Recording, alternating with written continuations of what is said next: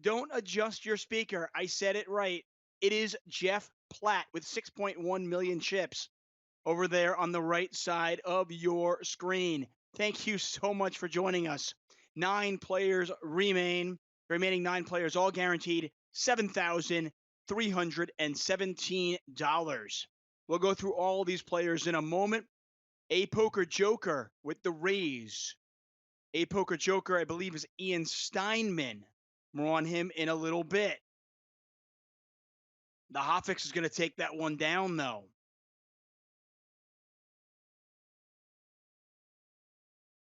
As you can see, the blinds are 80,000, 160,000. This, by the way, event number 7, the $800 no limit hold'em knockout Deepstack. It was a freeze out. That means there's no re-entries. We had 989 players. When I say knockout, what do I mean by that? Well, it's a bounty tournament. If you knock somebody out, you get $200.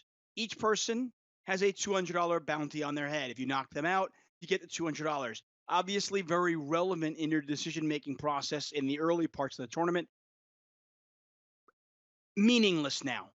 The pay jumps are huge right now, and a $200 bounty is meaningless right now. That said, a lot of these players at this final table, including our own Jeff Platt, has 12, 13, maybe 14 bounties.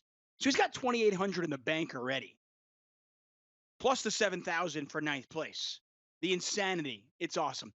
Circle ball in the big blind. You might know that guy is. That is Eric Baldwin. Baldy, baseball player, poker player extraordinaire, 2-time bracelet winner.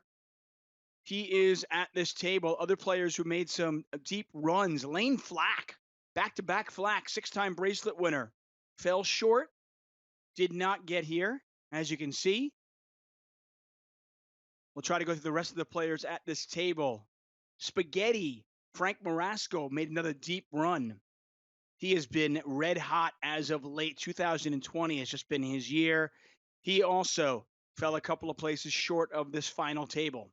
Action folds. I'm sorry, small my table all in for 2.3 million. Action on Jeff Platt on the button with 5.59 million. By the way, Jeff Platt is streaming also on his Twitch channel.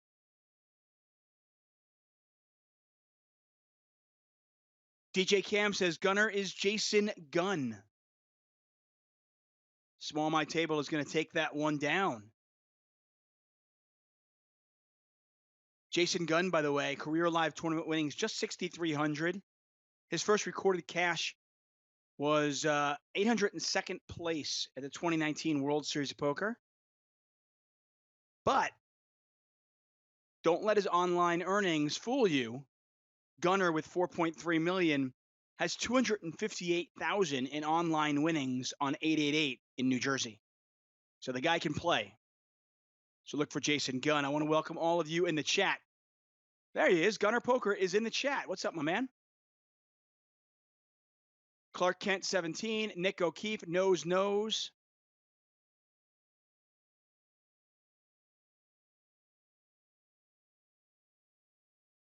I have been sweating Jeff Platt for the last couple of hours on his stream. Of course, all of you are watching this on YouTube, Facebook, Twitch. You're welcome. Thanks so much for joining us. I'm David Tuchman. And we will be here until we crown a champion. Will Jeff Platt, the poker commentator, my man, will he win his first ever World Series of Poker bracelet? Unbelievable. Ian Steinman, by the way, is a poker joker. That is top left center of your screen with 3.5 million chips. I round up, I round down for ease. We're going to see a slightly over min raise here from Jeff Platt. That's Mavs USC. If you don't know a lot about Jeff Platt, by the way, 34 years old, originally from Texas, obviously a big Dallas Mavericks fan. Career live tournament winnings, 291,000. Small my table does defend. He finished 60th in the 2015 main event, World Series of Poker main event, for 113,000. The year before that, he finished in 203rd. So back-to-back years, he had deep runs in the main event. But this is his first World Series of Poker final table. And he has been playing masterfully. About 30 minutes ago, I watched him pull off a great check raise bluff.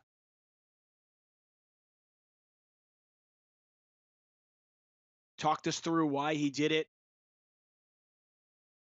And then he pulled the trigger. There are a lot of players out there that have the instinct, but don't necessarily have the courage to go through with what they think is the right play.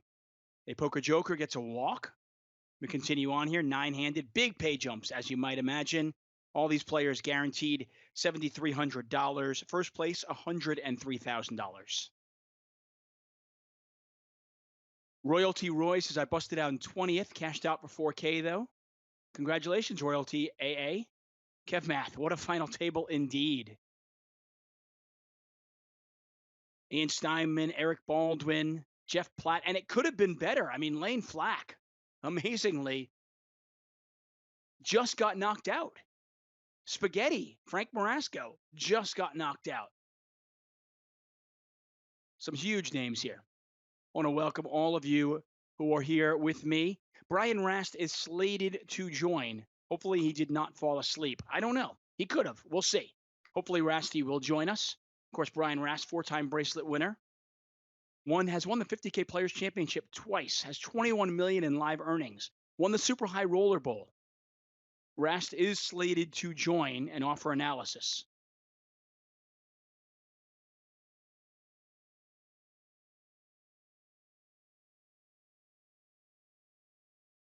What's up, Darkstar 7646? James DeBear's got the drinks out. I like it. The 2020 World Series of Poker Online Bracelet Series. This is event number 7. We have an event every single day in July. Make sure you join us here every single day. Of course, Jeff Platt has been streaming on his own Twitch channel starting at around 10 p.m. Pacific time. And usually he follows the last, say, 5 or 6 tables and then hands it over to the official stream when we get down to a final table. Tonight, of course, because he is at the final table, he is continuing the stream. Good on him. He deserves it. Blind on blind here.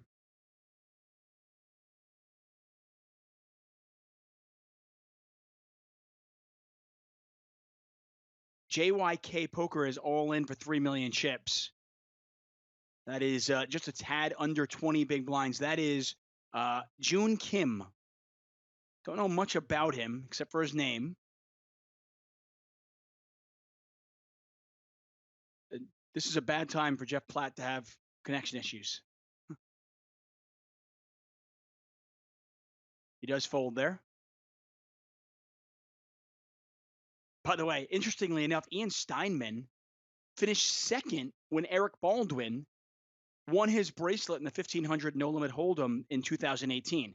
So just to paint the picture for you at home, circle ball, bottom right of the table with 3.4 million chips. That's Eric Baldwin, 2-time bracelet winner, over 6 million in live earnings, an absolute beast at the poker table. Also a great athlete, very good poker player as well.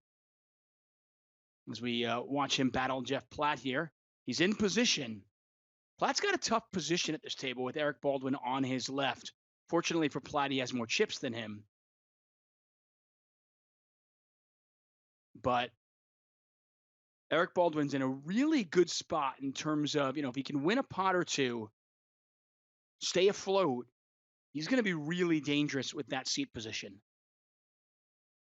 As I said, a great athlete, a great poker player. Platt looking for maybe a little bit of a blocker bet here, a little bit of value. He could definitely bet a 9 for value here and possibly even a 7, like a good 7. Baldwin does not look him up. The best antidote, if you've got a really good player on your left, the best antidote to deal with that really good player is have more chips than them. If you have more chips than them, it's great. So Steinman, as I was finishing the story, Ian Steinman, top left side of your screen, A Poker Joker 2, he finished second when Eric Baldwin won that bracelet. So you've got this is a heck of a final table. And like I said, when I looked at the final 14, 15 players, it was insane. And I hear noise, so I'm assuming that's Brian Rast. Hello? Can you hear me? We can hear you, my man. You are live. You are on the air here for World Series of Poker. Brian Rast, of course, four-time bracelet winner, two-time 50K Players Championship winner, 21 million in live earnings, and I'll just come out and say it. The guy doesn't even play tournaments. He's a cash game player. All around great guy. Brian, thanks so much for joining us. Good to be here. It's late for you, man. I'm basically Should be just early. it is. I'm basically just here to hang out with you, Tuchman, and talk a little poker. That's it. I That's what didn't know we what I do was here, getting man. myself into.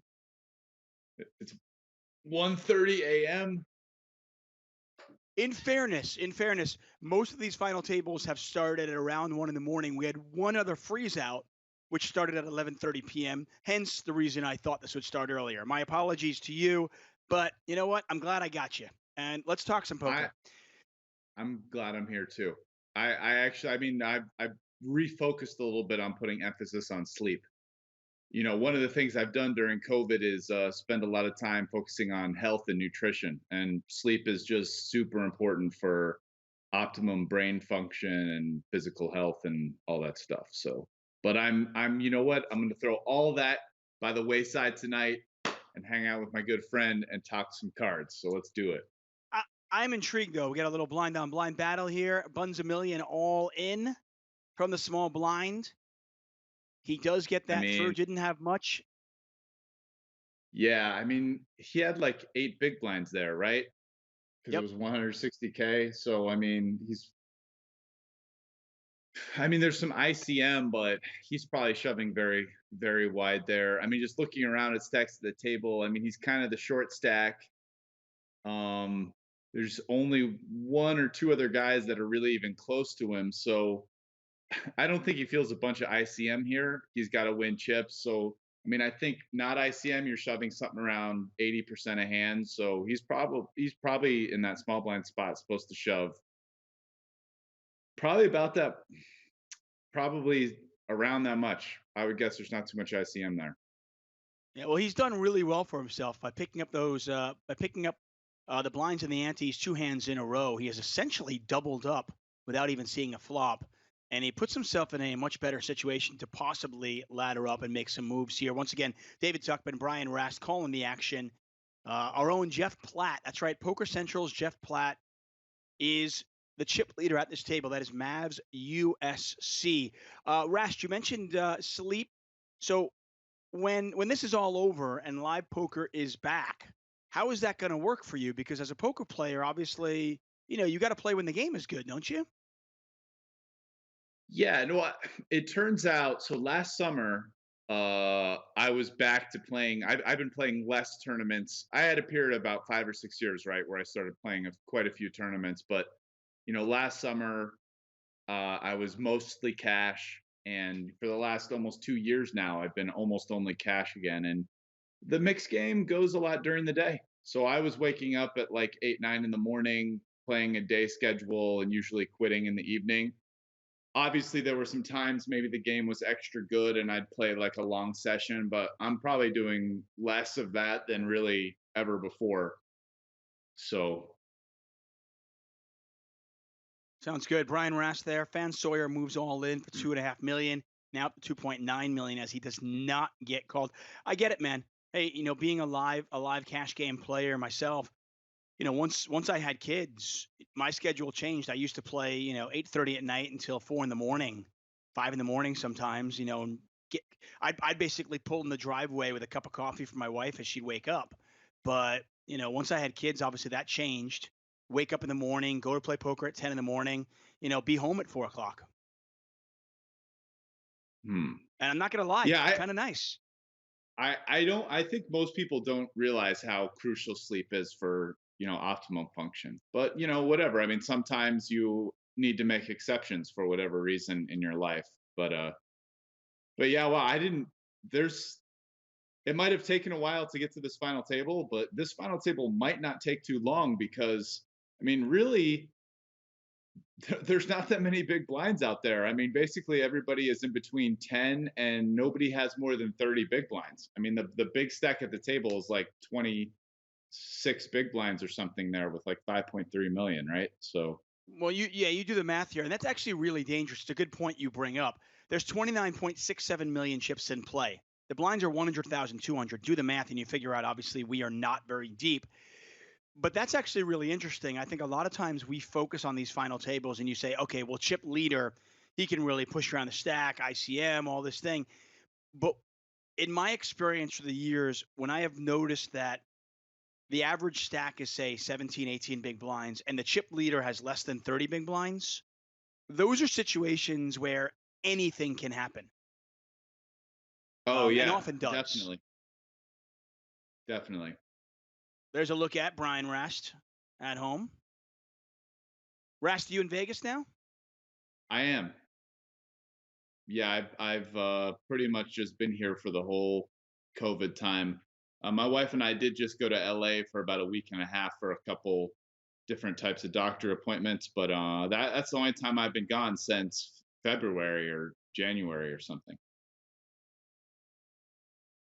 Sounds good. Well, Mm. how's the family? Everybody good?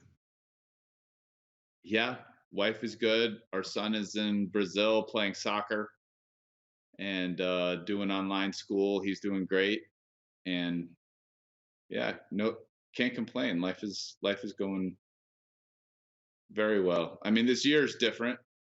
Can't say it's the Obviously. best year from, I'm basically a live poker player now, so it's not the best for that, and I'm definitely going to miss the WSOP this year. The online thing is definitely not the same for the cash games, and even with the tournaments now, especially that I play so many mixed games, not not close to the same either. Yeah, I was going to ask you about that. By the way, Jeff Platt just raised the button, min raise. Uh, Baldy, Eric Baldwin, circle ball, moved all in from the small blind. He's now up to 3.2 million. Jeff Platt now under 5 million. And if you look around this table, Ian Steinman on 3.8 million, even Buns a million, who's our short stack. This is at this point, it really is anybody's tournament. It'll be interesting to see how this one plays out.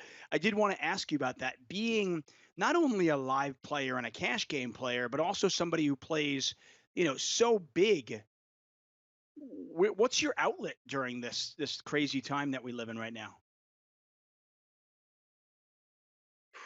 Well, I mean, I have played some online, but really the least amount of poker I'd say in the last 4 or 5 months, whatever, during COVID that I played probably since I started playing over that long of a time frame. And my outlet has been, I started mixing.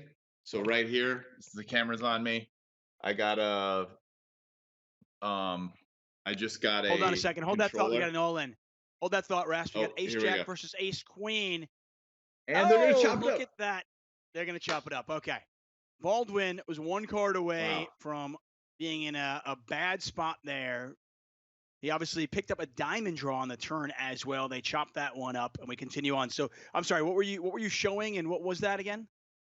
So, I mean, I picked up. I got a controller. I'm learning how to mix music. I took some online classes, some MOOCs, I guess is what they're called, like through Coursera, through Stanford Continuing Studies, diet, nutrition, big history, a wide variety of topics, dark energy, Big Bang, just random stuff I wanted to learn that I thought it would be fun to do that as opposed to like watching YouTube videos or reading. So I've read a couple books. uh Biggest focus on sort of exercise and diet that I've had in a long time, so a lot of different things, but not too much financial productivity, but a lot of like Okay. Well, you know life what though? positive Right. That's positivity. okay. By the way, Fish for Dinner says King Rast, huge fan. Greetings from New Zealand. Hello, New Zealand. I'm a huge Brian Rast fan as well. Any of you who have followed my commentary on the World Series of Poker over the last 10 years know how often I go to my good friend Brian Rast for commentary. I love the way his brain works. Uh, You know, he and I have done. I did an 888 poker, an 888 ride with him last year when we ended up having an epic sushi dinner. Seriously, I love the way your brain works, and it doesn't surprise me at all that you would use this time to to learn and to better yourself. Jeff Platt raises it up here, 400,000. That's a min raise.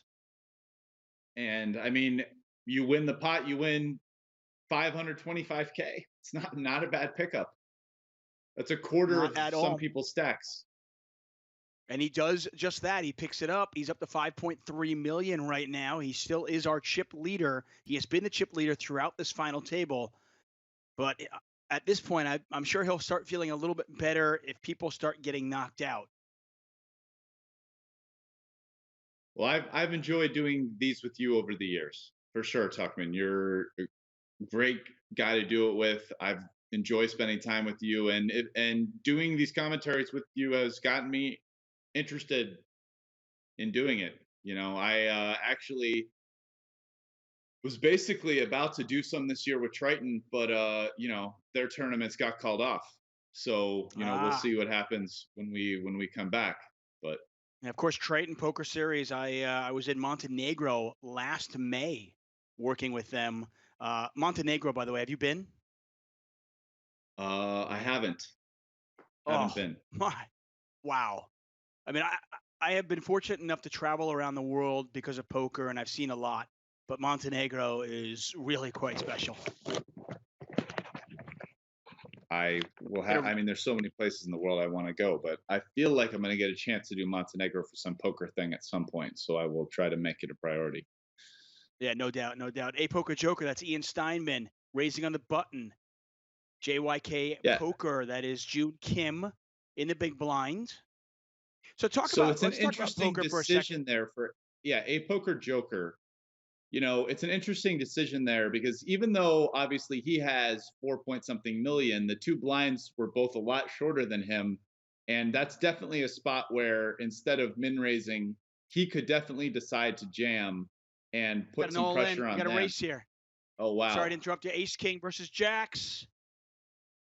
Oh, And the Jacks. Jacks hold, and I believe the Hofix is out. We'll just get confirmation for this. Yep, there's the knockout. Small My Table wins an additional $200 because this is a bounty tournament. Each player with a $200 bounty on their head. Obviously, that's fairly irrelevant at this point of the tournament. And the Hofix, by the way, that is Joseph Hoffman, who has career live tournament winnings 152,000, adds a World Series of Poker final table to his resume, and of course he'll take home $7,317 for his ninth place efforts. And now we are eight-handed. So yeah, like in this spot where the same player opens a poker joker, he's basically should never shove anything because uh Mav, who is Mav? It's Jeff Platt, right? Mavs USC, that's Yeah, Jeff Platt. Jeff Platt's there, and they're basically the two chip leaders, so you're just never shoving there. But when he was on the button, and the two blinds had about 10 and like 14 big blinds, it's actually a spot where I would do a mix of min raising like you did and actually jamming some hands. Because when you min raise, there's going to be some hands that rejam over you that won't call the raise, knowing that their tournament life's going to be at stake going out ninth with big ICM pressure. So, Buns a oh, million, here we Ace are. King versus Ace Queen. There's a queen. Buns a million looking for a 10 or a Oh, king. wow. He hits the Okay. king on the river. Big double up, and that really changes the complexion of this final table because now it's Jeff Platt with 3.3 million, Buns a million with 3.3 million, and A Poker Joker with say what you will, an overwhelming chip lead. Although again, with just 30 big Wow. blinds. It's just jamming 20 here. Yeah, That small my is table is legal. interesting move. You think a bit of ICM suicide by doing that? Yeah, I think in that early of a position with a couple players behind you there who cover, I just don't think I'm jamming. I don't really like the play, but I mean, it's not like the end of the world. Everybody has different style, and you don't want to play post flop. It can make it easier. Ooh, that's a big 9. Ace 10 versus 9-10. Big 9 indeed. Boom. Eric Baldwin with the elimination, and we are down to 7 players. Just like Quite a that. lot. The remaining 7 Quite a players guaranteed lucky. 12,657. Super lucky. My gosh. So this is kind of what I was talking about earlier on, Rast. Eric Baldwin, obviously an experienced player, over 6 million in live earnings, 2 bracelets to his name. Now Jeff Platt has him on his left, and Baldwin has him covered. Yeah, I mean, Jeff Platt is now one of 4 guys that looks like that are in the 3 million range or so. I don't think at this point position is too important in the whole calculus of what's going on. Although it might be if he doubles up and now he has one of the guys who covers him on his left. But pretty much everybody covers Platt right now. So yeah, I actually, and just to say he got lucky, shoving 9-10 of suited in the cutoff or whatever seemed probably a fine play, but he did run into ace 10 and binked a 9, so that was the lucky part. I mean, listen, you've won 4 bracelets. You've won many tournaments in your life, of course, including the Super High Roller Bowl. This is not a slight on your ability or anybody's ability who's won a tournament. But I don't think I'm going on a limb saying that when you win a poker tournament, you've gotten lucky at some point or another. No, yeah, you got lucky in winning. There's no way you're beating hundreds of people in a tournament without being lucky. Right. So And some people misconstrue that as me saying, "Oh, well, he's not a good player." No, no. To win a tournament, no. you've got to be good and get lucky. Well, you don't have to be good, but you have to get lucky. Yeah, good point. You Good definitely point. We have to have be lucky to win a tournament. You don't necessarily have to be good. Bad players win tournaments. Good players win tournaments. Good players are just more likely to win a tournament than a bad player. Probably need a little bit less good luck. But yeah. Gunner Poker is in the chat. Actually, he's up to 4.3 million. Done a really good job of keeping himself afloat. Like I said, not a ton of live earnings, but over 200,000 online on 888 Poker's New Jersey client. A Poker Joker has been very aggressive on his button. Continues to be. The blinds are now 120,000, 240,000. By the way, I referenced this last night, Rast. I'm playing a 21 game mix. I've literally got a sheet of paper up. So when the new game comes up, I've got to kind of quickly look and see, okay, what are the rules of this game? But I'm loving it. 21. That's a lot. That is a grip of games. I don't even know if I've Yeah. ever played a 21 game mix before. I played, I think, like 18-ish, but I don't know if I've gotten to 21. You might have me What's on the that. normal mix in, for those of you who don't know, by the way, Brian is a regular in Bobby's room. What is the normal mix in Bobby's room? How many games? The normal standard is 11.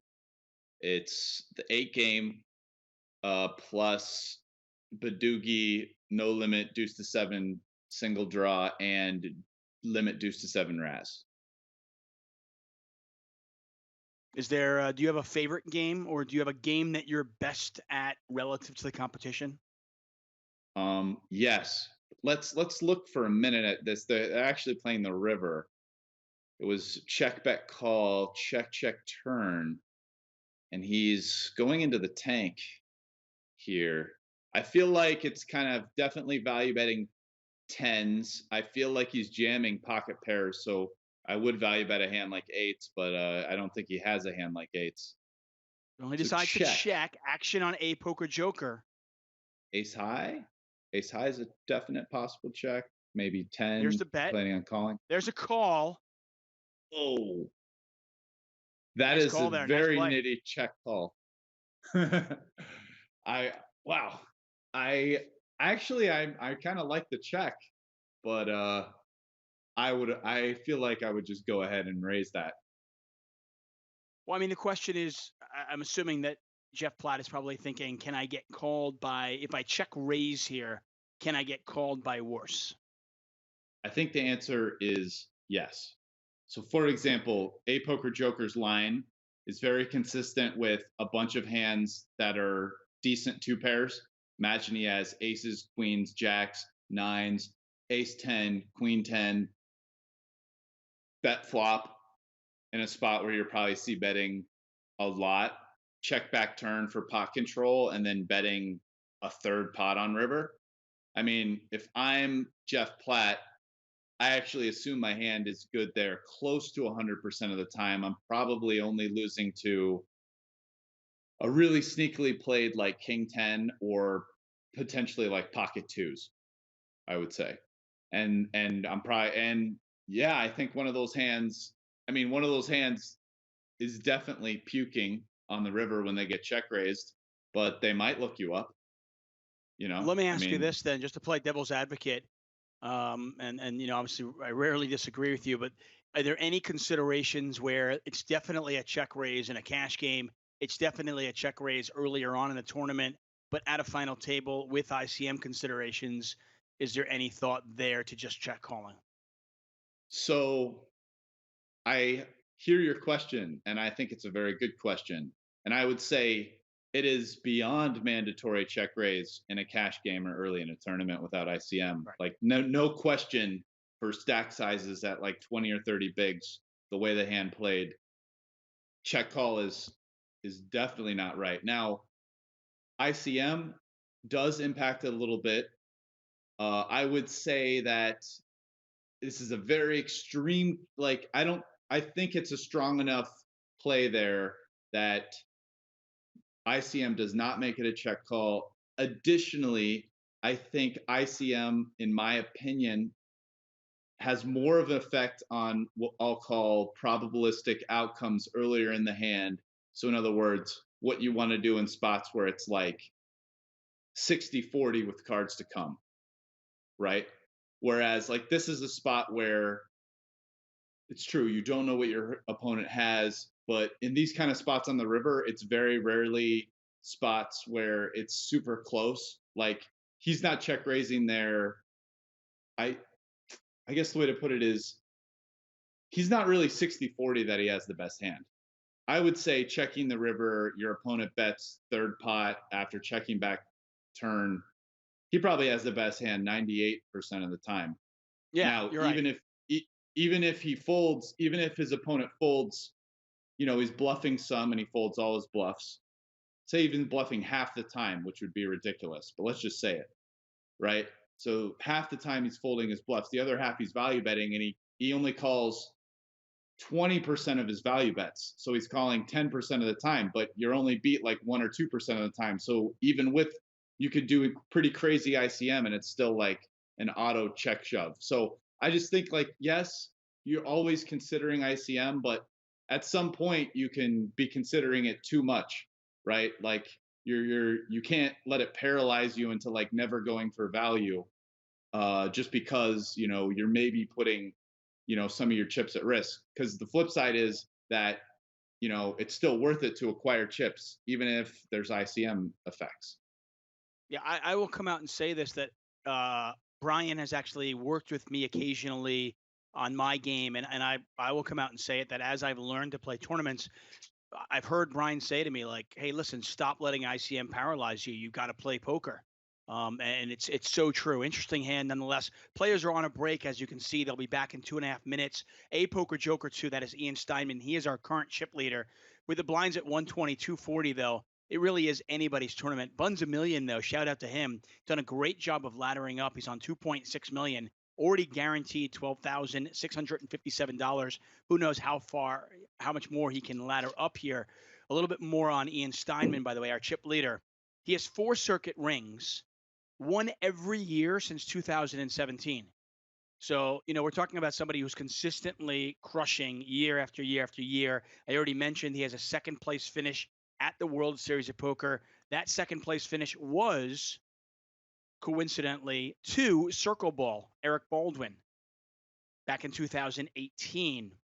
So a poker joker with a lot of experience, 4 circuit rings, a second place, Circle Ball, Eric Baldwin, 6 million in lifetime earnings, 2 bracelets, Jeff Platt at this table. It's just it's a bunch of huge names and a lot of fun. Brian Rast, David Tuchman here calling the action. Brian, man, I'm watching this And I've been selling the stream. I'm kicking myself for not being in Tahoe so I can play these events. These are fantastic. Yeah, I played one so far. I played the PLO8. It was pretty fun. I mean, it's a small. I mean, the buy-ins for these are less than the normal WSOP buy-ins, but haven't played a tournament. I don't even know if I played a tournament this year. It was like my first one, so it was kind of fun to just get in there and fire it up and play a tournament for the first time. And it would have been even a lot more fun to have gone far and make it to the money, make it to the final table. Tournaments are great. They're a lot of fun. There's a lot of fun, even breaking this down. For example, I was on stream, Jeff Gross, he does a stream on Twitch. I was like talking to him on his stream, either after or during his final table. Although obviously not about his hands, but like for example, Fedor ended up winning this tournament. And it's like one interesting thing, and I kind of brought this up talking about A Poker Joker. And by the way, I'm sorry, A Poker Joker. I know I'm kind of getting a little strict on some of your play with things, but one thing Fedor was doing as he had a chip lead and was starting to run away, and there's a lot of those spots where you had guys that you out chipped that were left. Fedor was just shoving 10, 15 blinds, knowing that these guys who have this ICM pressure to try to ladder up are going to be calling super tight. So instead of just min raising and then having those guys want to like reshove ace jack or ace queen on you, you like shove and like maybe they can't even call you with ace jack, for example. You know what I'm saying? So it's something to think about in these spots where it's like so many people. If you have a lot of chips and you can put guys with short chips and pressure where maybe they would reshove on you with some hands that they won't call you with. Once again, that's Brian Rast, 21 million in lifetime earnings, cash game player. He plays in Bobby's room, plays the biggest games in the world. Hey, how do you maintain focus? We got an all in here from A Poker Joker in the small blind. June Kim in the big blind, deciding whether he wants to call off for his tournament life. When you play these smaller, he does. Ace 6 versus deuce is pretty standard spot. There's the ace. Ooh. JYK Poker with the double up to 5.3 million. A Poker Joker, Ian Steinman back down to 3 million. Wow. Pretty standard, I assume. I mean, the shove, definitely. I would have to. I don't want to say that the call for sure 100% is standard. I actually am sort of interested about this one, and I kind of want to put it into Hold'em Resources, I believe is the name of the program, which I'll probably forget the hand, and there's no hand history. But I would not. I would say probably call, but honestly, ace 6 off being one of the very worst aces, I would not be shocked if it came back a fold because of ICM there. I definitely wouldn't. He had about 10 and a half big blinds. But he also was one of the shorter stacks. He and Buns a Million were basically even for the shortest stack. Yeah. I would have thought that it's close enough that if there's a couple of really short stacks, it's probably a fold. But if you're the shortest stack, maybe it's a call. I don't know. I don't know. Maybe we can punch it in. Yeah, I agree. I'm not sure. In fact, I might even Brian bring it up. Rast is not sure. I like it. Jeff Platt, Mavs, USC, taking a shot at this one. He bets 250,000, gets called. I mean, I agree with you. I think it's probably a call, but I'm not sure. And I'm going to try to put this in. Go ahead, man. There's all sorts of resources out there. Annie's 30,000. 122.40 with a 30K Annie. Look at that. Right. Brian Rast is on the ball. I'm going to be doing some work right here on the program, on my computer, while you commentate. I love it. I love it. Two pair here for JYK Poker. Jeff Platt, Mavs, USC, does pay him off. He's down to 3.6 million. And suddenly it's June Kim, courtesy of a double up with the ace 6. Then he turns 2 pair, gets value from Platt. He is now our chip leader. Buns a million, all in for 2.5 million. Action folds around. Buns a million is going to take that one down. He's back up over 3 million. Still 7 players remain. Again, this is event number 7, the $800 no limit hold'em knockout deep stack. Players started with 30,000 in chips, 15-minute levels. We had 989 players, and we are down to our final 7. I want to thank all of you joining us here. Baltimore Poker, Barfy Man 362, Carlos Dangerfield, Dustin Bryan, Positive Chat, Mad King Clancy 1234. Mike Moonier, thanks so much for joining us, guys. Rounder 77, I see you in the chat. Brian Rast alongside me, offering commentary. You're not going to meet many people in the poker world or out there, period, who are not only as insightful as Brian Rast, but also that work as hard as him. He puts the work in, and that's one common theme when you look at some of the best players out there, whether it's a Fedor, whether it's a Brian Rast.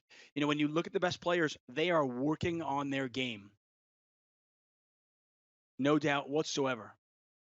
I definitely don't work as hard as I used to. I would say on my game, although I work very hard on myself. Like, so you were about to ask me a question about focus, but I mean, one of the things I try to do today is work very hard on being focused, present when I play, on taking good care of myself mentally through diet, nutrition, meditation, exercise, sleep, all that kind of stuff. So, um, hmm. So how do you? The Okay. question I was going to ask you is: we watch Lee Gale battle up against June Kim. Lee Gale is small my table on 3 Interesting. million chips. JYK Poker on 6.1 million chips. Lee Gale, as I mentioned, 151,000 in live earnings. He has 12 World Series of Poker cashes, and he is going to fold here. And suddenly, JYK Poker starting to pull away just a little bit up to 7.4 million chips. So when you play these events, Brian, Yeah. these events, the buy-in is less than a big blind in Bobby's room. How do Yeah. you maintain focus It's true. and and play your A game when the stakes are so small? And it's all perspective, it's all relative, obviously, guys. But I'm curious, the equivalent of, if I was sitting down and I was going to go play, a 10-cent, 20-cent game, it might be difficult for me to, really stay focused and play my A game. How do you do it? Yeah. So, I would say in this type of tournament, I listen, one of the things you can do when you sit down and play is just you're not really thinking about the money, you're just focusing hand to hand and just trying to make the best decision. And that's a mindset you can tell yourself and go in and have. Now, you know, I would say that some of the times I've played my very best poker and I'm the most dialed in is when the stakes have been extra high or at a final table. And that has caused me to have like a higher level of mindfulness or focus than it's hard to bring. And I would say that's true even of like me playing like the regular cash game day to day in Bobby's room. Right. So, and that's like the type of thing where in life, like a somewhat stressful or pressure situation can cause you to perform at a higher level, right? Like, in fact, one of the ways that you could think about that is that for most people, it's there's some amount of optimum stress or pressure. And then if you go too high above the threshold, it then becomes detrimental. And obviously, that threshold is different for different people. But so, I would say to a certain extent, there's not that much a difference that I feel playing a $600 or $1,000 buy-in tournament versus playing just like a game 10x as big, but it's still a game that, or like a 1K 2K cash game, but that's like the game that I play all the time, right? Because Just, in just, both of so, those just so everybody knows, situations, by the way, just so everybody knows, it's 1-2,000, guys. Just want to make sure everybody understands what he just said there. Go ahead, continue on. Sorry. yeah, because at some point, none of those games are putting any really pressure or stress on me. Even the game that's much bigger, right? Now, if you made that 1K, 2K game like 5K, 10K, which happens sometimes during the World Series of Poker, or 4K, 8K or something, then, all of a sudden that game feels extra big. And now there's like a different level of, say, pressure that's coming with it. So this isn't like a perfect comparison, but there is a lot of similarity to like when you're playing a game, even that's much bigger, as long as it's something that you're used to and not creating extra stress or pressure. Really, the amount of focus you have is what you're going to tell yourself you're going to do going in, We got an which all in could and be a the call same here. It's in a Queen much 9 smaller versus game. King 2. Sorry. All in here. He needs a king. Jeff Platt looking for the river. It does not come. I cannot hide my disappointment. I do try to stay as Wow. objective as possible, but Jeff Platt is a friend of mine, and I was obviously pulling for him. He really went in the tank on that one with the king high. He did make the call, and unfortunately for him, JYK Poker hits the queen and eliminates Jeff Platt.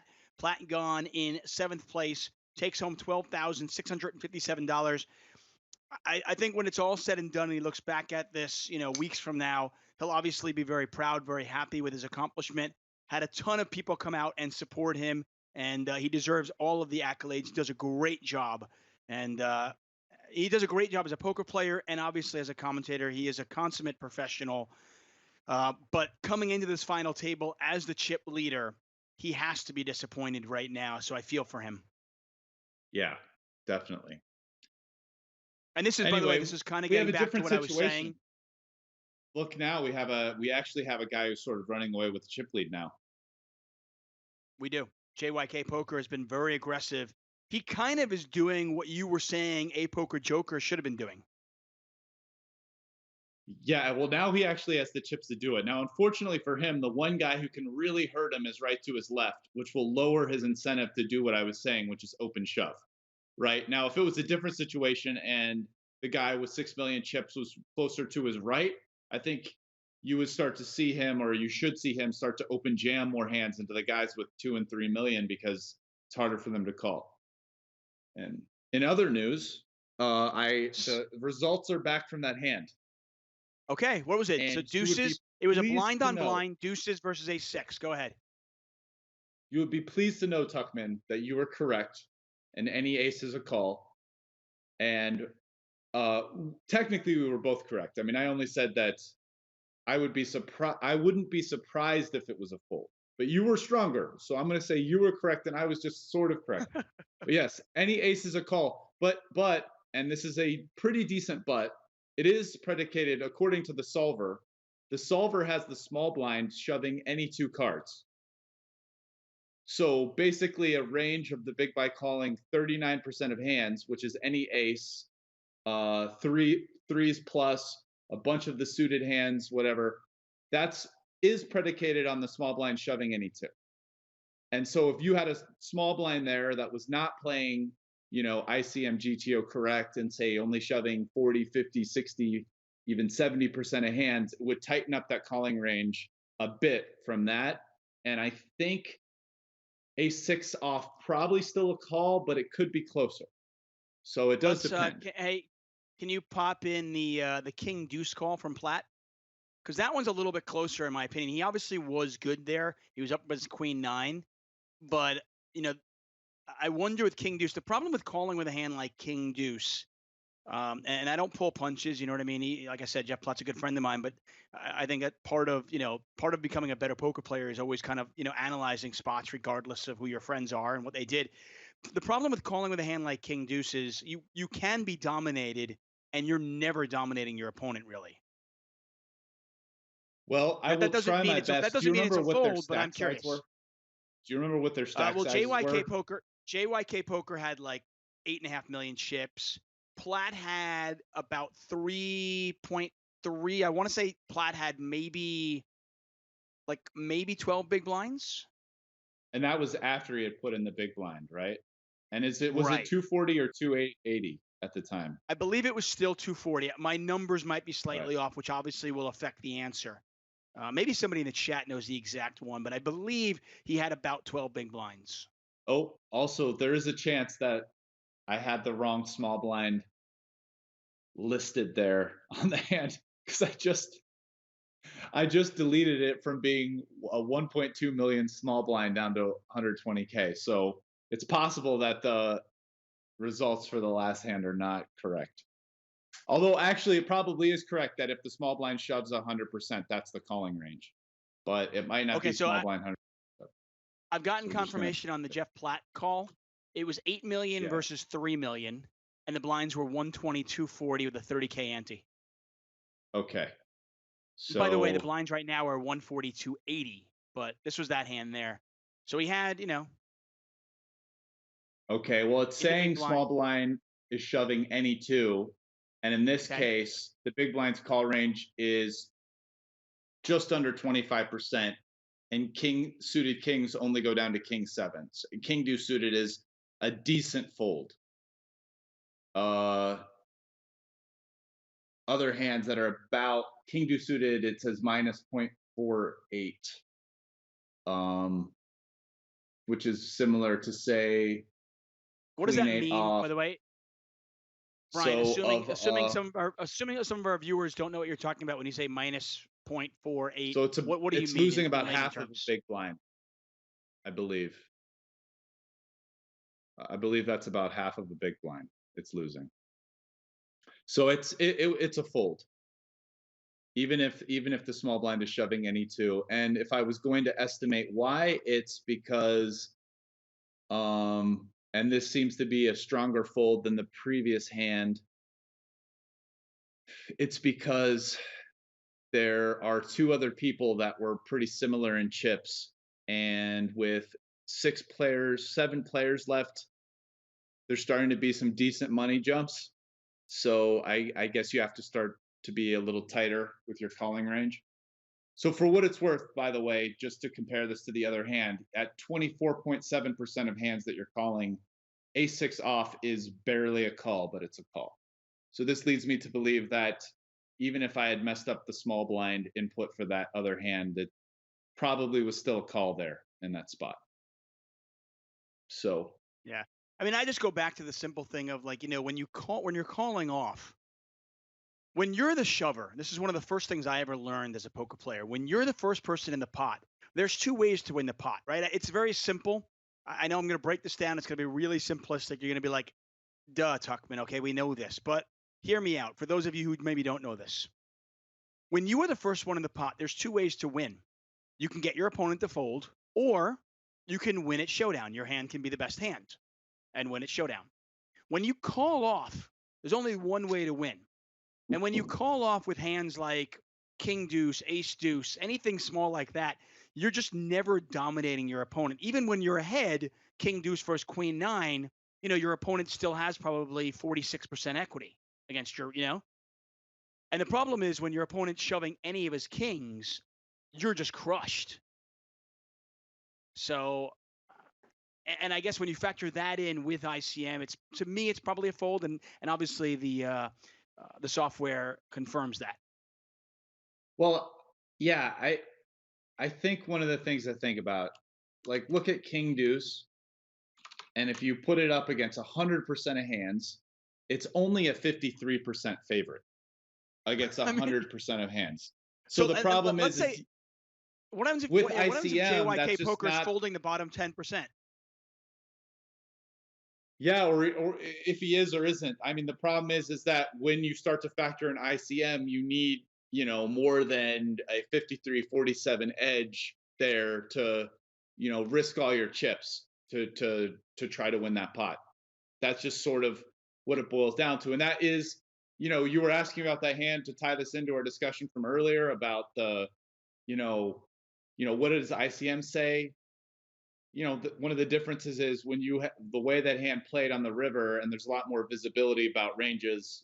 You're not talking about things being that close, but a lot of these pre-flop type odds where even pretty good hands sometimes are only 57, 58, 59% favorites, 60% favorites. There can be some pretty extreme ICM situations where that isn't even good enough, right? And so much less 53% sometimes.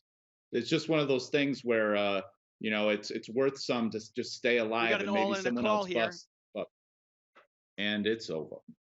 It is over. Eight's full. The ace meaningless on the river. full double up there for Buns a Million, and what a final table for him. He was very, very short stacked, but he has been able to just navigate this field, and suddenly he's third in chips and still alive, guaranteed 16,983.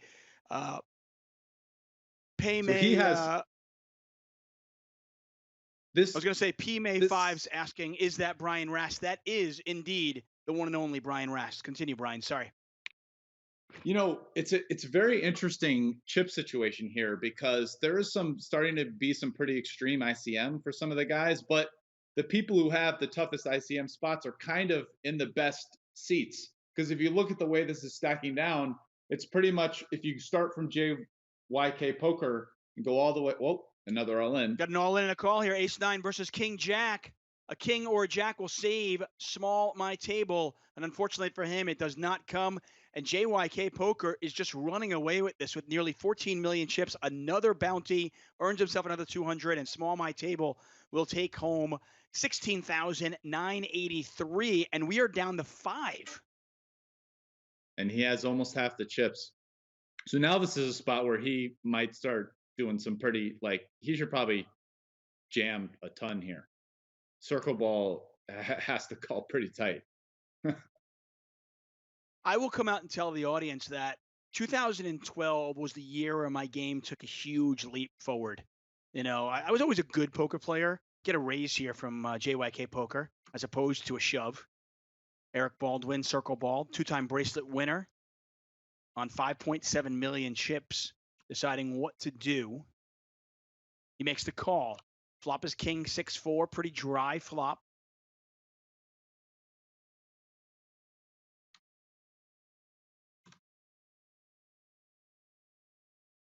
JY Cooper, he decides not to bet this. I thought he might bet this flop, especially with this texture being the aggressor.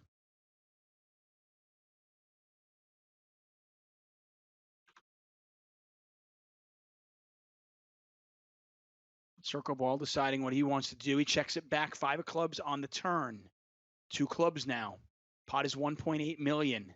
June Kim. He's our chip leader with 13 million.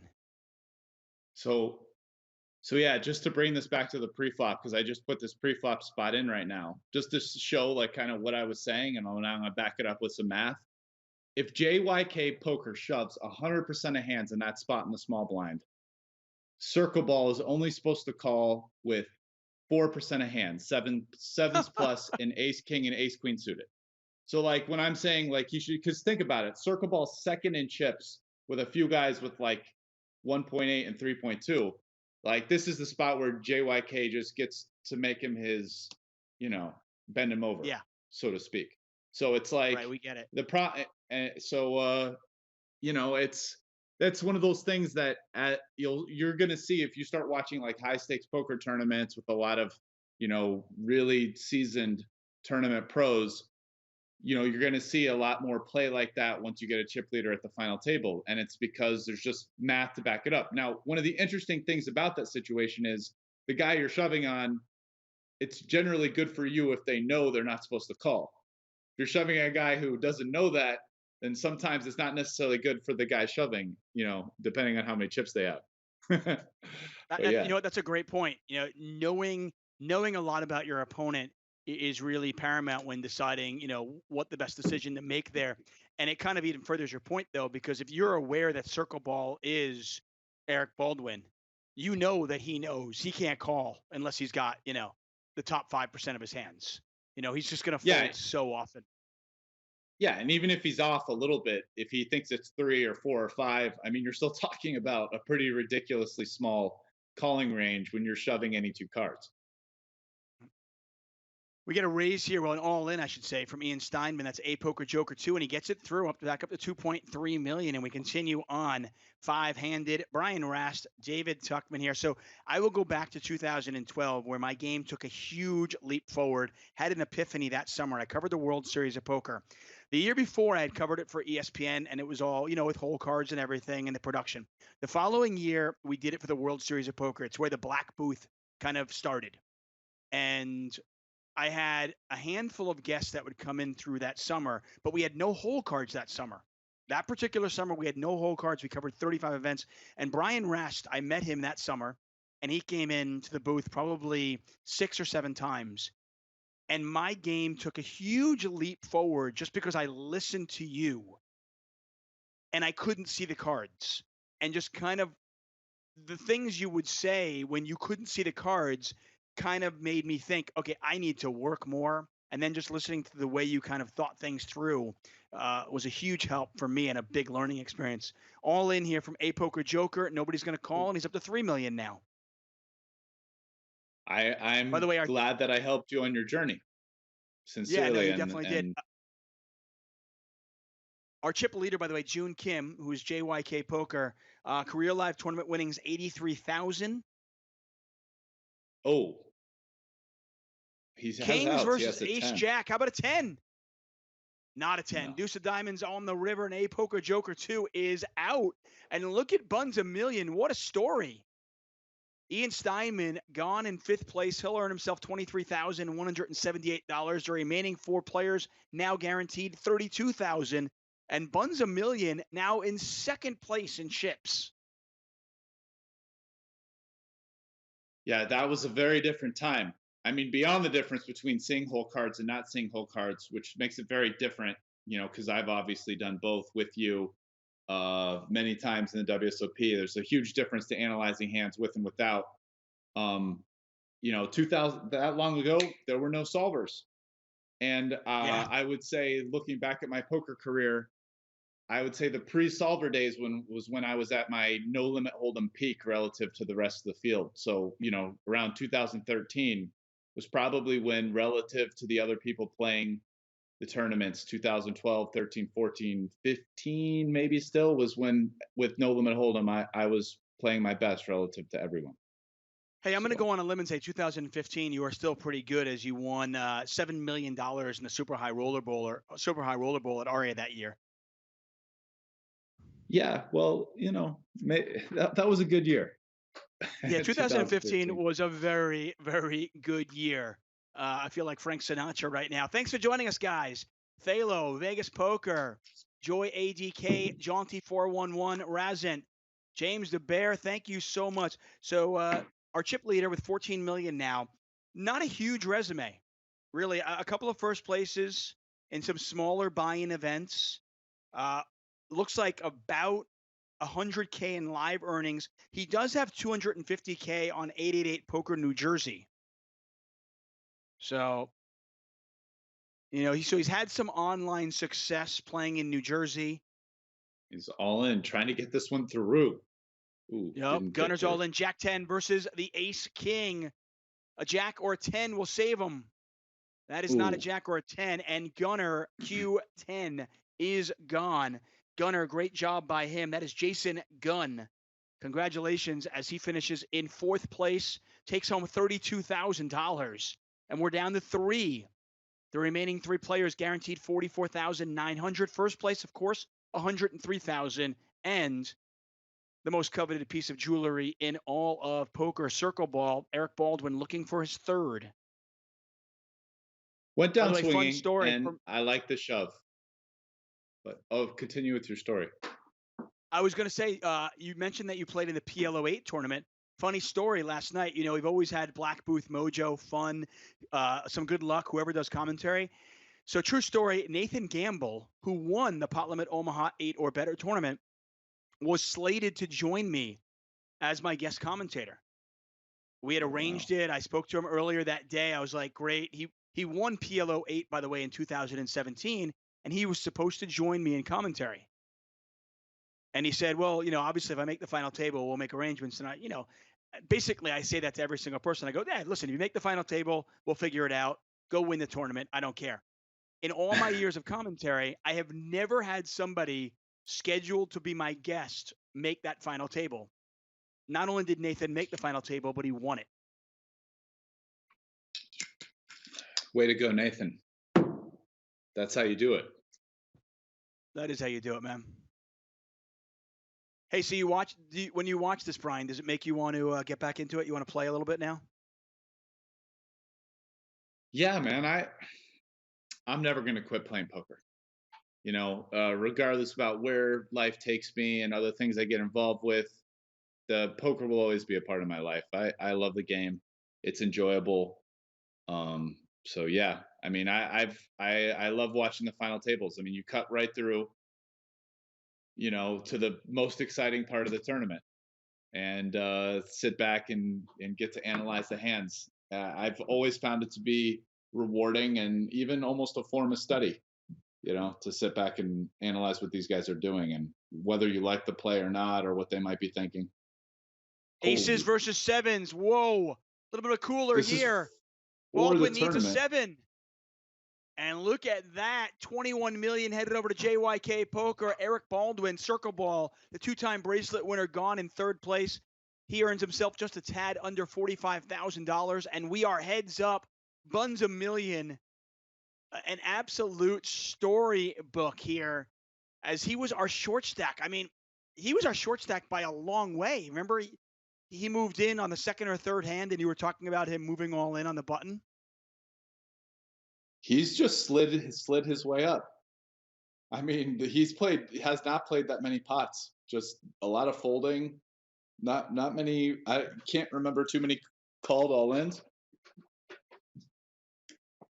That was a huge hand for him right there because he was at a pretty big chip disadvantage, right? But I mean, the Yeah. other stacks had 24 million out of the 29 million chips. So, and he just moved up 21K or 19K. Yeah, he basically just John racing it, right? And of course, I'm Yeah. referencing what is that? The 2011 main event, Joseph Chung, Jonathan Duhamel, and of course, uh, the famous, now infamous Ace-7 versus Queen's hand. Oh, that's right. That's where Chung like really went for it, right? With the He went for it. yeah. I think his thought process back then was just, well, Duhamel can't call unless he's got aces, kings, or queens. And what are the odds? Well, the odds get a lot better when they start putting in a bunch of bets pre-flop. It turns out. Yeah, amazing like the that. odds for the odds when they open aren't so good, but when the 4th and 5th bets start going in there, the odds get a little bit better. Right, for sure. So heads up here for the bracelet. Both these players looking for bracelet number 1. They're also playing for $40,000. And as you can see, JY Poker with a little bit under a 5-to-1 chip advantage. Maybe 4.5-to-1 chip advantage over Buns a Million. Well, this final table, in some sense, as an experience, is a little bit bizarre because it took a long time coming. It was like 12:15. We didn't start till 1:30, and now this thing's already almost over. It's like I'm used to coming in. The final tables are 5 hours. These online final tables, this is just like flying by.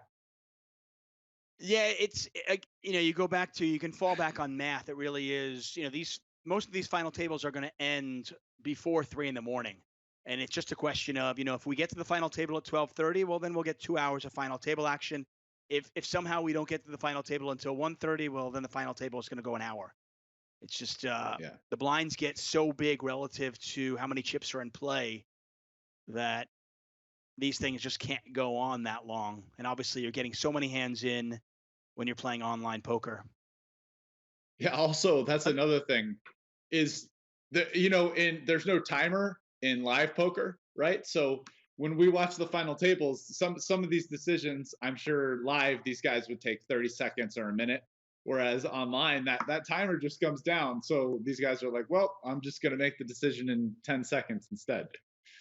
Right. It's also funny kind of commentating with you because, you and I, through the years, we've done commentary on live poker, and you get so much time to kind of go over a hand and Yeah. talk about the strategy and the analysis. Here, it's quick. It's on the fly. Next hand is out. And, if you've got a great, some great analysis from 2 hands, by the time you get the analysis out, we're 6 hands in. And yeah, there's an all in. And there, Right. Exactly. Wait, someone's all in. stop. No doubt. No doubt. Still can't believe it. What a final table this has been. Of course, Eric Baldwin here, Ian Steinman here. Lane Flack almost made it. Was right on the cusp of making it. Some other players who made some deep runs in this event, by the way, Spaghetti, that's Frank Marasco, who's already made a final table of this series. He is as hot as the sun right now. Pocket Fives wrote a great article about Spaghetti. That's Frank Marasco. You can check that out at pocketfives.com. James Romero, Pipe Dream, also made a deep run in this. And then, of course, our man, our own, Poker Central's own Jeff Platt. All the respect in the world for what he does as a broadcaster. And tonight, over the last few hours, he showed off his talent as a poker player as well. On his own channel, on his own Twitch channel, he showed up a couple of really cool check raise bluffs in certain spots. So I think Jeff Platt already had a lot of people's respect as a broadcaster, and he certainly earned more respect now as a player. Yeah, he had a good run.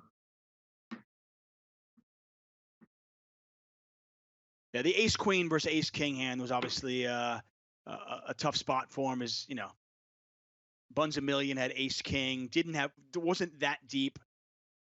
Almost definitely is shoving ace 10 and ace jack there as well. Platt gets pretty unlucky that he happened to have ace king in that particular spot. Yeah, he almost won anyways. I think he had the best hand until the river. Yep. I mean, sometimes at the end of tournaments, you just get those spots, ace king, ace queen, queens versus tens, like spots you're just not going to be able to avoid. There's nothing you're going to do but put your money in and see that the guy happens to have one of the few hands that has you in bad shape. And then sometimes you get lucky, and then that luck is taken away on the river by a king.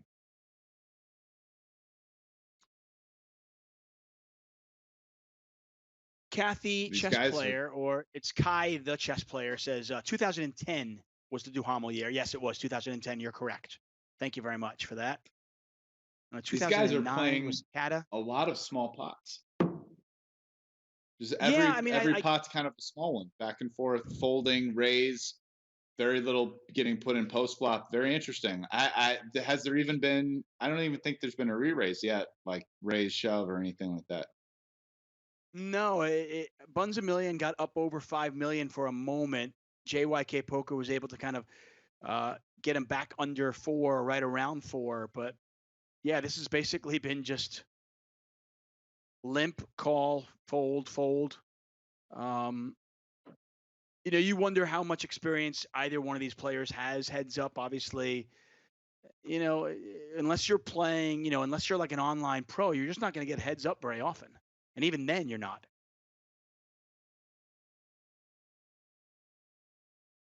Oh, there we go. There's the all in. Let's see if Buns a Million. Poker finally decided that the SPR was right to start shoving. So let's see if Buns a Million thinks the same thing and is going to start shoving himself, or keep on just min raising. I mean, he's got 12 bigs. I mean, he's just going to keep folding there. JYK up to 26 million. Again, that's June Kim. Buns a Million. Unfortunately, we don't know anything about this guy. But apparently he's got buns I'm for gonna, days. I'm going to go out on a limb and say he's playing too tight for heads up. That I think at this point we might know about him. You feel like we've seen enough hands that the sample size is large enough that he just can't. I mean, because he's getting himself Rast. He's getting himself into a problem where even if you were to double up now, he's still going to be a 6-1 chip dog. Yeah, if he doubles up, he's going to be less than where he was a couple of minutes ago. Oh, there we go. Well, there you go. Jack 10 versus ace deuce. Queen ends it or spade ends it. 8 of clubs, and we continue on. So there it happens. Buns a Million back up to 4.5 million. Yeah, you can never know for sure, and we can't see his cards. Could have been an endless string of deuce 7 offs, but it does feel like he's playing a little too tight. Well, he's all in right here. He's going to take that one down. Back up over 5 million chips. Well, 4.6. see how this heads up match. I mean, heads up is just such a unique animal, and how the players start to adjust versus each other, kind of taking cues from each other. And for somebody who doesn't have a lot of heads up experience, you imagine they're just going to learn on the fly as quickly as possible. So this is a very interesting limp, in my opinion, by JYK Poker, because Bunsen has been folding so much. Like, I wonder if he had a pretty strong hand there, because I feel like a lot of his weak hands, he'd just go for the min raise, because I feel like Bunsen's been over folding. So King queen versus ace four. There's an ace and a queen. A king or a queen ends it. Four diamonds. There we go. Two pair. And let's keep playing. I wanted it to keep going. I wasn't ready for this to be over yet. By the way, I just want a little flashback to about 10 hours ago when I text Rast and he's like, hey, man, yeah, I know I'd love to do it, but I need my sleep. When is this going to be over? And now you don't want it to end. Yeah, that's the thing. It's like once you get a little wired, you can't stop. Yeah. Right. You're into it. I will tell you, somebody asked me, what am I going to miss the most about the summer? And I'll just come out and say it. It's the 50K Players Championship. That's always my favorite event. I love covering it. I love covering mixed events. Obviously, No Limit Hold'em is part of me as well, and I love it all. But, the one thing about the World Series of Poker each summer when we go to the Rio, we get so many fun mixed events, whether it be Raz with Ray D or Stud with, Johnny World. And you get all these fantastic final tables, and the 50K Players Championship, just the ultimate, test. And, who's who. Got a straight on board, by the way.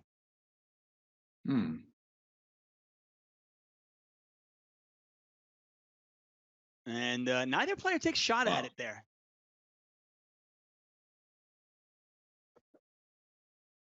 Okay. Wow.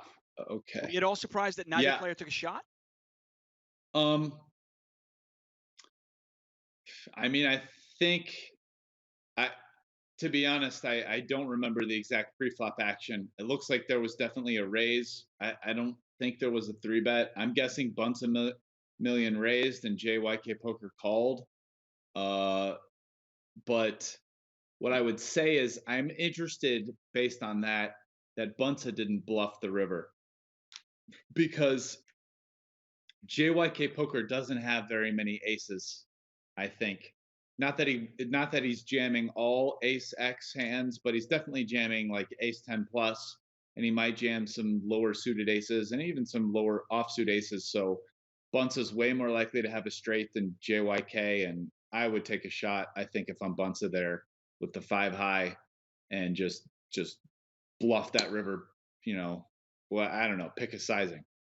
But try to avoid the chop. We're going to a little bit of a pot developing here. 4 hearts on the turn, 2 diamonds, 2 hearts, possible straight draws as well now. This has gone, Bunsen Million has been the aggressor, and he's going to continue. Not a huge bet here. He bets about quarter of the pot. See if JYK Poker wants to continue on. Man, I miss having the thing in the booth that tells you the action in the hand up till now, like you and the people watching. Oh, wow. JYK playing for it all. What does Bunsen Million want to do now? Well,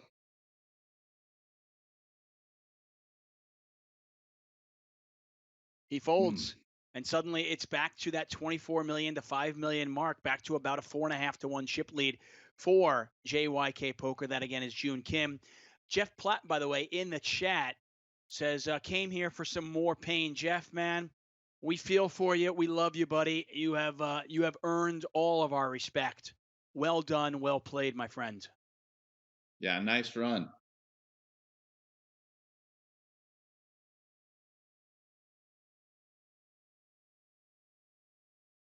Gunner Poker, by the way, in the chat as well. So Platt and Gunner Poker, 2 people from the final table in the chat, watching these 2 battle it out for the bracelet. Once again, both these players guaranteed $63,000. First place, $103,000. All in from Bunsen Million. Not going to get the call. and this heads up battle continues. So anyway, as I was saying, the one thing I miss the most is the 50K Players Championship. And of course, Me that is too. an event that is near and dear to your heart. Yeah, it's my favorite tournament of the year now. So I definitely miss it. Uh C'est la vie. There's not going to be one this year, it looks like, but hopefully next year the World Series will be back to normal and we'll have 50K players. You know, this year uh, they were going to add an event. I have been campaigning for them to add a big bet event for years, and they were going to add Deuce to Seven No Limit Single Draw, and it was going to be a 9-game event. I thought that was going to be amazing. I was looking forward to it, but next year, you know, Maybe COVID next year. Well, who 19. knows? I mean, listen, who knows? Maybe November ish. Maybe we'll have kind of an abbreviated series where we get a couple of the marquee events, like the 50K Players Championship, like the main event. I'm a glass half full kind of guy. I'm going to stay optimistic for until I can't be optimistic anymore. Well, that And then would when be I can't awesome. be, I'm gonna fill my glass up again because that's the kind of guy I am, Rast. Ooh, Bunsa Million is going for it again. Yeah, I did unfortunately, not see. We were talking about the 50K, so I don't know how he got to the river with the 5 high. I'm assuming it got checked, but he definitely went for it on the river there, and a nice call by JYK. all in here. Bunsen Million, by the way, with just what, 6 big blinds behind 7 if you count the one in there. Queen 7 versus King 9. This could be it. That's the king, and that's And it. that's it. It's over. He is drawing dead on the river, and JYK Poker, Jun Kim, wins the bracelet. He'll take home $103,000 and his first gold bracelet, and he wraps up event number 7. And of course, Bunsen Million, he's got to be happy. He came to this final table as the short stack and was able to kind of navigate through the minefield and finishes in second place, laddering up, earning himself 63,000. You've got to be happy with that, obviously. Yeah, I mean really uh, that's what you hope for when you're a short stack and there's like 8 people left, right? I mean, you're kind of hoping to just like work your way up into one of the top spots. So I know when you get heads up, you're like, well, I might as well try to win this. But even when he got heads up, he was like a 5-1 chip dog. So I mean, he's got to be pretty happy with the way that shook out for him.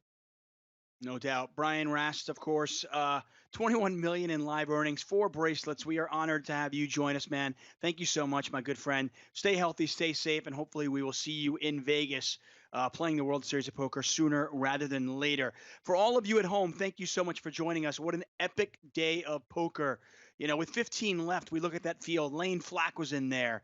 Obviously, Jeff Platt comes to the final table as the chip leader before succumbing in 7th place. Great run from our own Jeff Platt. When it was all said and done, Jun Kim, JYK Poker wins event number 7, the $800 No Limit Hold'em Knockout Deepstack, earning his first World Series of Poker bracelet. We are back at it tomorrow. That's right. No rest for the weary. Every single day of July, we are here on YouTube, Facebook, and of course on Twitch. Tomorrow, by the way, is a $500 No Limit Hold'em freeze out. No re-entry tomorrow, Mike Mouth. You get knocked out, you're out. Okay, $500. That's it. Once again, thanks so much for joining us. We will see you tomorrow night. For everybody at Poker Central, the World Series of Poker, Brian Rast, I'm David Tuchman. Thank you and good night.